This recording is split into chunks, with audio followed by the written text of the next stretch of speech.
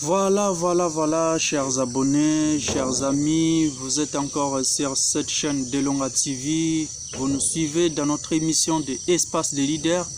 Aujourd'hui, je reviens encore parler du déroulement de la campagne. On voit comment ça bouge de partout. On commence par les candidats présidentiels, ils sont en train de faire campagne. Il y a d'autres qui sont en mouvement, il y a d'autres qui ne sont pas vraiment en mouvement.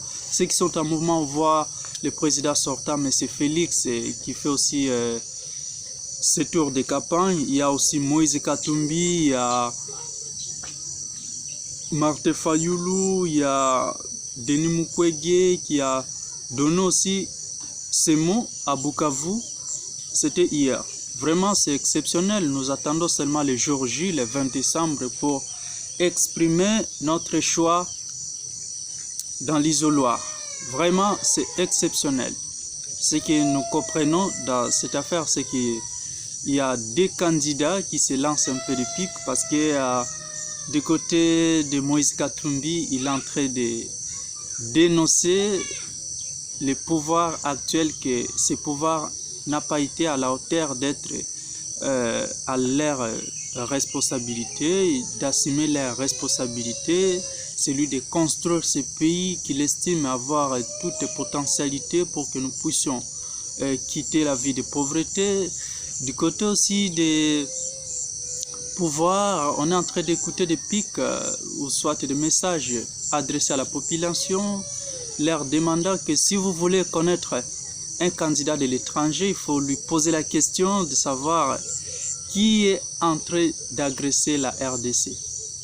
S'il ne vous donne pas la réponse, dites-vous que celui-là, c'est un candidat des étrangers.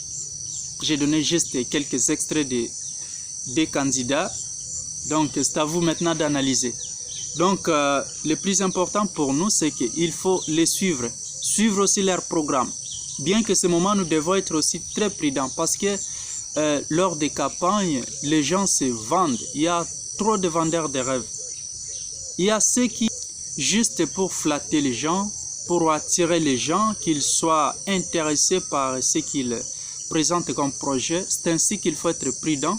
Il faut les écouter attentivement, afin que le 20 décembre, que vous puissiez faire un choix qui va nous aider, qui va aider le peuple congolais de quitter cette vie de misère, de quitter cette vie où nous n'aurons pas de route, où nous n'aurons pas de l'électricité, quitter cette vie où nous serons toujours dans l'insécurité.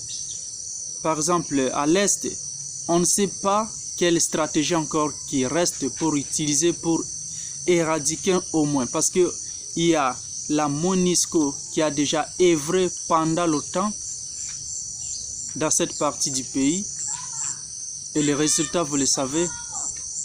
Il y a aussi les forces régionales qui ont été déployées. Jusque-là, il n'y a pas vraiment, peut-être c'est le moment qui n'est pas encore arrivé, c'est à vous d'analyser. Vous connaissez les résultats. Bon, je ne sais pas, ça sera jusqu'à quand? Est-ce qu'on peut estimer un délai? Parce que vraiment c'est catastrophique ce qui se passe à l'Est. Toujours des tueries, toujours des tueries. Les coupeurs de route, les groupes armés qui naissent pour mettre fin à cela. Nous devons avoir un président atypique, déterminé, qui a l'amour du pays, un patriote. Je pense que tous ces candidats, ils sont des patriotes. Je pense qu'ils ont de l'amour pour ce pays. Nous leur lançons seulement ce message. Vraiment, qu'ils prennent un peu celui qui va réussir, parce que jusque-là, on ne connaît pas la personne qui va réussir. C'est encore la campagne. C'est lors de la proclamation de ces élections que nous saurons qui va réussir. Mais nous disons déjà à tous ces candidats, celui qui va réussir parmi eux, qu'il soit vraiment à la hauteur de mener ce pays à un niveau que les Congolais se sentent un peu qu'ils sont vraiment dans un pays où nous avons toute potentialité. Qu'est-ce qui nous manque, mes chers amis? nous avons de l'eau. Par exemple, moi je parle particulièrement pour la province de Haut-Ouélé. Qu'est-ce qui nous manque? Nous avons une grande société au nom de Kibali Gold. Ils ont commencé à exploiter depuis 2011. Jusqu'à aujourd'hui, nous sommes en 2023, ils continuent. Est-ce que ce qu'ils exploitent comme matière, nous nous rendons compte? Nous bénéficions de quoi? Nous n'avons pas de route. Le voyage est devenu impraticable parce qu'il n'y a pas de route dans la province de Haut-Ouélé. Les seuls ponts qui restent, c'est le pont qui est érigé à Dungu, qui date aussi de l'OTAN, qui constitue aussi un risque ces derniers temps. Parce que le dimanche, je vous rassure que je vis le nombre de camions lourds, des camions de poids lourds qui traversaient ce pont. En tout cas, je ne sais pas si nos autorités locales, il faut qu'ils puissent être aussi prudents pour voir aussi ces ponts, si réellement ça peut résister pendant combien de temps. Parce que ça a déjà vieilli, hein?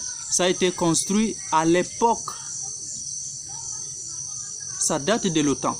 Il faut tenir compte. Il ne faut pas attendre seulement que le pire arrive pour prendre des dispositions qui ne vont pas permettre que les gens puissent circuler. Parce qu'une fois aujourd'hui, ces ponts se coupent. Donc, comme Dungu, c'est une cité qui est divisée en deux. Ceux qui sont adjacents vont rester de leur côté et ceux qui sont au-delà, ils vont rester aussi de leur côté. Imaginez, ceux qui quittent maintenant l'autre quartier pour traverser, aller travailler, là, ça sera maintenant difficile. Il y a moins de pirogues. Est-ce qu'avec les pirogues, on peut faire un peu de transactions pareilles à tout moment? Je ne pense pas. Il est temps que nos autorités soient vives, que nos autorités prennent leurs responsabilités à temps avant que le pire n'arrive. Voilà, c'est vraiment ce que je suis en train de dire à ce qui concerne nos candidats présidentiels. Aux candidats députés et provinciaux, nous voulons aussi vous écouter. Parce que jusque-là, nous avons sur les 39 candidats du côté national, il y a seulement moins de 5 candidats qui sont actifs sur le terrain concernant leur mouvement de la campagne. Et sur les 102 candidats provinciaux, il n'y a que moins de 10 aussi qui sont actifs. On se demande où sont les autres. C'est-à-dire, il y a certains, nous sommes en train de comprendre qu'il y a certains qui se sont engagés dans ces élections, pas parce qu'ils avaient des ambitions politiques, parce qu'ils s'attendaient seulement à une enveloppe qui sera envoyée, en fait qu'ils puissent battre campagne, qu'ils puissent profiter de cette enveloppe pour mettre un peu de pognon dans leur poche. Vraiment, c'est déplorable. Ils n'avaient pas des ambitions politiques. C'est maintenant qu'on se rend compte de ça. C'était aussi, cette fois-ci, nous allons être aussi prudents. La population, il faut être pas faire de mauvais choix. Nous avons vu ceux qui ont été avant, ceux qui ont siégé durant le mandat qui tend vers sa fin, au niveau national comme au niveau provincial. Ce n'est pas à moi seul de donner mon avis. D'ailleurs, je me réserve de tout commentaire. Je vous interpelle seulement à faire une analyse globale, connaître si ceux qui ont siégé durant ce mandat, ils ont été à la hauteur. S'ils n'ont pas été à la hauteur, c'est le moment de les sanctionner par la voie de vote. Si vous estimez parmi les nouveaux venus qu'on peut aussi donner la chance à certains, qu'on trouve l'amour, qu'on trouve une certaine capacité de nous représenter vraiment au niveau des assemblées nationales comme provinciales, il faut les envoyer. Parce que cette fois-ci, nous voulons des élus qui vont vraiment nous représenter, qui vont défendre vraiment nos intérêts. C'est ça notre souci. Voilà, nous arrivons un peu à la fin, c'était ça, on avait voulu seulement entrer en contact avec vous.